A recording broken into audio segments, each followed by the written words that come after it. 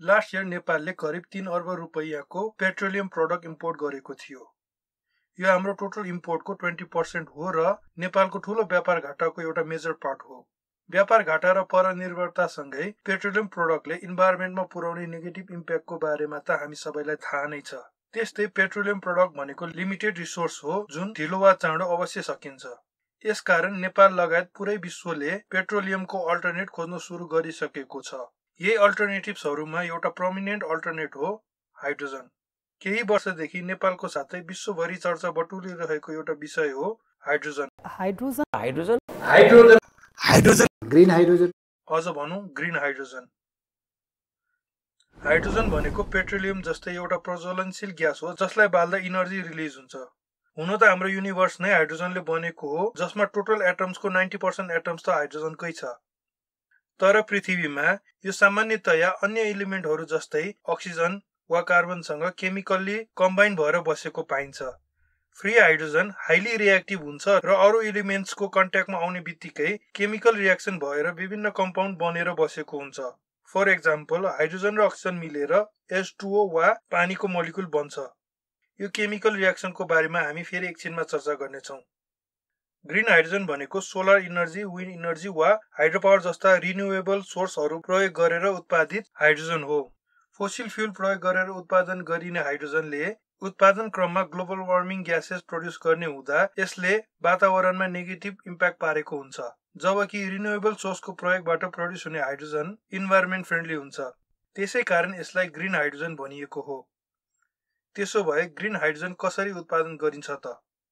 पानी hydrogen gas र oxygen gas मिलेर बनेको कम्पाउन्ड हो र पृथ्वीमा पानी प्रचुर मात्रामा पाइन्छ। यो पानीको मोलिकुललाई ब्रेक गर्यो भने यसबाट हाइड्रोजन र अक्सिजन ग्यास छुट्याउन सकिन्छ। पानी ब्रेक गर्न भने इनर्जी चाहिन्छ र यो प्रोसेसलाई इलेक्ट्रोलाइसिस भनिन्छ। यो प्रोसेसमा पानीमा इलेक्ट्रिसिटी पास गरेर पानीको मोलिकुललाई छुट्याई अक्सिजन र हाइड्रोजन उत्पादन गरिन्छ। इलेक्ट्रोलाइसिसमा प्रयोग हुने बिजुलीको स्रोतले उत्पादित हाइड्रोजनको ग्रीननेस निर्धारण गर्छ। यसरी हाइड्रोजन उत्पादन भएपछि यसलाई भण्डार गर्न सकिन्छ र विभिन्न स्थानहरूमा प्रयोगको लागि एक्सपोर्ट गर्न सकिन्छ। ग्रीन हाइड्रोजन पावर हाउसमा बिजुली निकाल्न र गाडीहरूमा फ्युलको रूपमा प्रयोग गर्न सकिन्छ वा यसलाई इन्डस्ट्रियल म्यानुफ्याक्चरिङ र केमिकल प्रोडक्सनहरूमा प्रयोग गर्न सकिन्छ। तर नेपाललाई अहिले ग्रीन हाइड्रोजन किन चाहियो त? नेपाल हाइड्रो पावरको ठूलो पोटेन्सियल भएको देश हो भनेर त हामी सबैलाई थाहा नै छ। हाम्रो यही पोटेन्सियललाई युज गरी अहिले हामीले धेरै हाइड्रो पावर प्रोजेक्ट्सहरू अगाडि सारेको छौं र यसले निकट भविष्यमा हामीलाई इनफ इलेक्ट्रिसिटी प्रोड्युस गर्ने आश गरेका छौं। यही इलेक्ट्रिसिटीले नै हाम्रो इन्टरनल डिमान्ड सेटिस्फाई हुन्छ भने यो ग्रीन हाइड्रोजन भन्ने नयाँ टेक्नोलोजीमा हामीले किन इन्भेस्ट गर्नु पर्यो त? के यो पनि हाम्रा नेताहरूले सस्तो लोकप्रियताको लागि बेचेको सपना मात्र हो जसले केवल नेपालको वैदेशिक ऋण बढाउन मात्र योगदान गर्नेछ? यो बुझ्नको लागि नेपालको पावर बजारको छोटो कुरा गरौँ।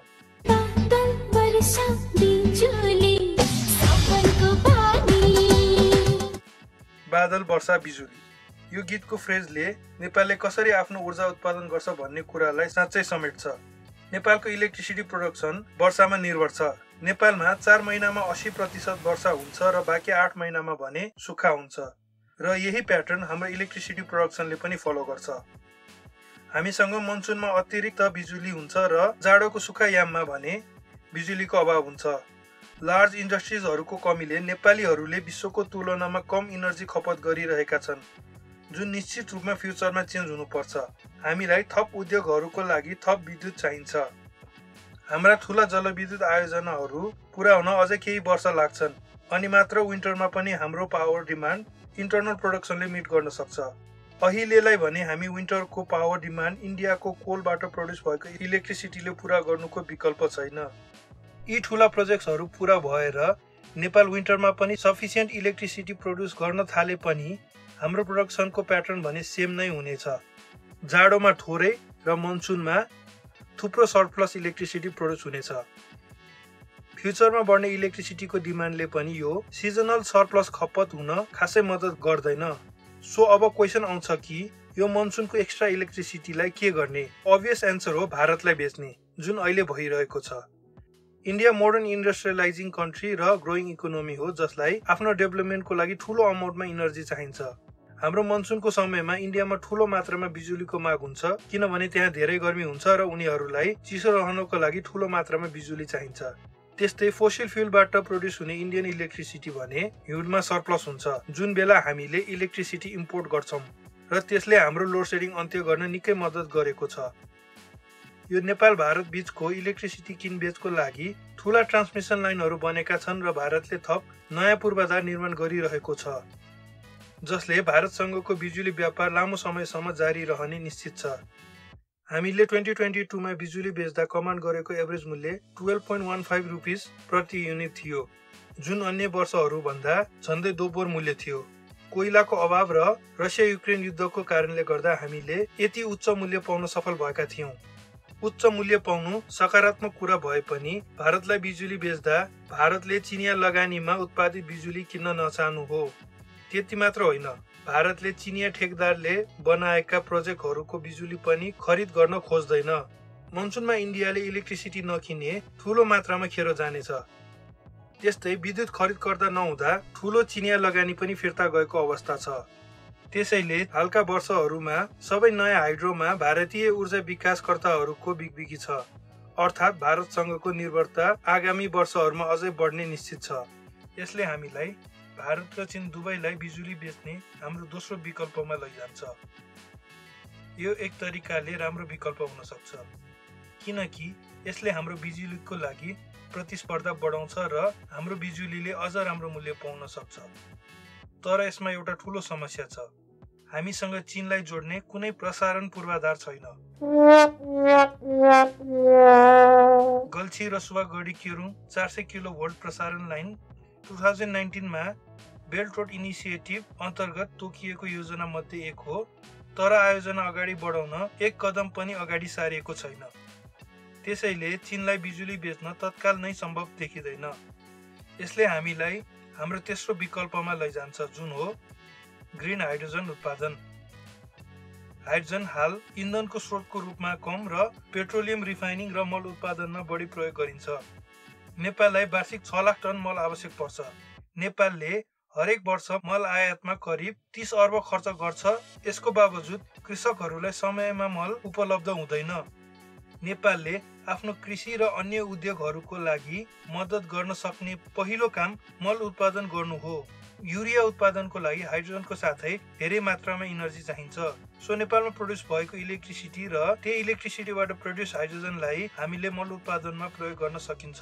यो नेपालको लागि राम्रो सुरुवात बिन्दु हुन सक्छ। दोस्रो पार्ट भनेको इन्धनको रूपमा हाइड्रोजनको प्रयोग हो। हाल पेट्रोलियम फ्युल हाइड्रोजन भन्दा धेरै सस्तो, सजिलो र धेरै वर्षको प्रयोगले टेक्नोलोजिकली एडभान्स छ। तर जलवायु परिवर्तन र विभिन्न देशको कार्बन न्युट्रल हुने प्रतिबद्धताले गर्दा बिजुली र हाइड्रोजनले भविष्यको इन्धन हुन प्रतिस्पर्धा गर्दैछ। हाइड्रोजन औद्योगिक क्षेत्रमा कोइलाको लागि उत्तम रिप्लेसमेन्ट हुन सक्छ। स्टिल फ्याक्ट्रिज र सिमेन्ट फ्याक्ट्रिज जस्ता धेरै इनर्जी चाहिने इन्डस्ट्रीमा कोइलालाई विद्युतीय शक्तिले रिप्लेस गर्न गाह्रो छ। हाइड्रोजन त्यसैले इन्डस्ट्रिजहरूमा कोइलाको लागि उत्तम विकल्प हो। गाडीको इन्धनको सन्दर्भमा धेरै कम्पनीले हाइड्रोजनबाट चल्ने गाडी निकालेका छन्। जापानले हाइड्रोजन कारलाई स्पेशल फोकस दिएको छ र हाइड्रोजन फ्युल टेक्नोलोजीमा जापान विश्वको पहिलो नम्बरमा आउँछ। पहिलो मास स्केल हाइड्रोजन कार पनि जापानिज कम्पनी टोयोटाले बनाएको थियो। जर्मन अटो कम्पनी BMW, औडी र मर्सिडिजले पनि हाइड्रोजन कार मार्केटमा निकालिसकेको छ। त्यस्तै एयरबसले 2026 सम्ममा हाइड्रोजनबाट चल्ने विमान बनाउने घोषणा गरेको छ। हाइड्रोजन इनर्जी डेन्स हुन्छ र इक्वल इनर्जी स्टोर गर्न यसले लिथियम आयन ब्याट्री भन्दा धेरै कम ठाउँ लिन्छ। त्यसैगरी हाइड्रोजनले लिथियम आयन ब्याट्रीहरू जस्तै छिटै इनर्जी लस पनि गर्दैन। त्यसैले फ्युचरमा हाइड्रोजन कारहरू इलेक्ट्रिक कारहरू भन्दा पपुलर हुने धेरै विज्ञहरूको भनाइ छ। हाइड्रोजनको अर्को फाइदा भनेको छिटो रिफिल गर्न सक्नु हो। पेट्रोलियम जस्तै हाइड्रोजन फ्युल पनि केही मिनेटमा भर्न सकिन्छ र विद्युतीय सवारी जस्तो घन्टौं लगाएर चार्ज गर्नु पर्दैन। तर पनि अहिले हाइड्रोजन कार भन्दा इलेक्ट्रिक कारहरू नै पपुलर छन् किनभने हाइड्रोजन कारहरू इलेक्ट्रिक भेहिकल भन्दा महँगा छन् अनि हाइड्रोजनको रिफिल स्टेशन्सहरू पनि छैन। हामीलाई थाहा छैन हाइड्रोजनको भविष्य कति ठुलो छ भनेर, तर यो निश्चित छ कि हाइड्रोजनले हाम्रो कार्बन न्युट्रल भविष्यमा ठुलो भूमिका खेल्नेछ। नेपालले आफ्नो हाइड्रोजन प्रोडक्सनको योजना बढाउन आवश्यक छ किनभने नेपालसँग ग्रीन हाइड्रोजनको सस्तो उत्पादन गर्ने क्षमता छ। ग्रीन हाइड्रोजन उत्पादन गर्न सक्ने सबैभन्दा सस्तो देशहरूमा साउदी अरेबिया पछि नेपाल विश्वमै दोस्रो भएको अध्ययनले देखाएको छ। ब्लू हाइड्रोजन अर्थात् नेचुरल ग्यासहरूबाट उत्पादित हाइड्रोजनको लागत हाल प्रति किलोग्राम लगभग $2.09 छ, जबकि ग्रीन हाइड्रोजनको लागत $3.6 छ। प्रविधिको विकाससँगै ग्रीन हाइड्रोजनको विश्वव्यापी मूल्य घट्ने अपेक्षा गरिएको छ। जीएस ल्याबको एउटा अध्ययनले नेपालको अतिरिक्त जलविद्युतले $1.17 सम्ममा हाइड्रोजन उत्पादन गर्न सक्ने देखाएको छ। यसले नेपालमा हाइड्रोजनको ठूलो सम्भावना रहेको देखाउँछ। नेपालमा ग्रीन हाइड्रोजन र अमोनिया उत्पादन सम्भावना अध्ययनको लागि नेपाल विद्युत प्राधिकरणले ग्रीन ग्लोबल ग्रोथ इन्स्टिच्युट र काठमाडौँ विश्वविद्यालयसँग समझदारी गरेर हाइड्रोजनको विकासमा सानो सुरुवात गरिसकेको छ।